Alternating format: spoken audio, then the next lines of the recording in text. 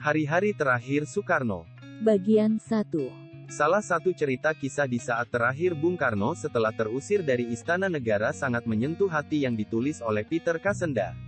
Ini menceritakan bagaimana kekejaman yang diberikan kepada orang nomor satu di Indonesia pada kala itu, yakni Dr. Insinyur H. Soekarno yang diperlakukan dengan tidak begitu terhormat dan terpuji. Berikut akan kita ceritakan kisah nyata dari Bung Karno. Jadikan deritaku ini sebagai kesaksian, bahwa yang namanya kekuasaan presiden sekalipun pasti ada batasnya. Karena kekuasaan yang langgeng hanyalah kekuasaan dari rakyat. Dan di atas segalanya merupakan kekuasaan Tuhan Yang Maha Esa. Soekarno, 1967.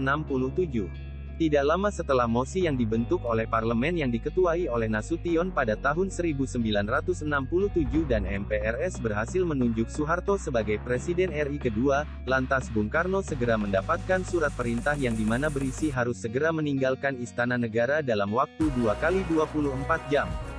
Bung Karno kala itu memang disuruh harus cepat meninggalkan Istana Negara, tidak diberikan waktu berlama-lama untuk mengumpulkan barang-barang pribadinya. Wajah-wajah dari tentara yang mengusir Bung Karno pun tampak sangat tidak bersahabat lagi. Bapak harus cepat meninggalkan Istana Negara ini dalam waktu 2 hari dari sekarang.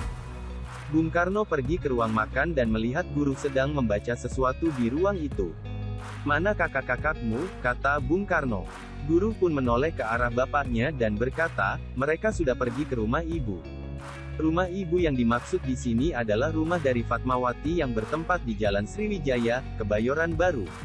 Bung Karno pun berkata lagi, "Mas Guru, Bapak sudah tidak diperbolehkan lagi tinggal di istana ini lagi, kamu lekas persiapkan barang-barangmu, dan kamu jangan ambil lukisan atau hal lain, karena itu punya negara," ujar Bung Karno. Bung Karno pun lantas berjalan ke arah ruang tamu istana. Di sana dia tampak mengumpulkan semua ajudan-ajudannya yang masih setia kepadanya. Ada juga beberapa ajudannya yang sudah tidak kelihatan karena ditangkap dan diduga ajudan dari Bung Karno tersebut terlibat dalam peristiwa Gestapo G30 SPKI.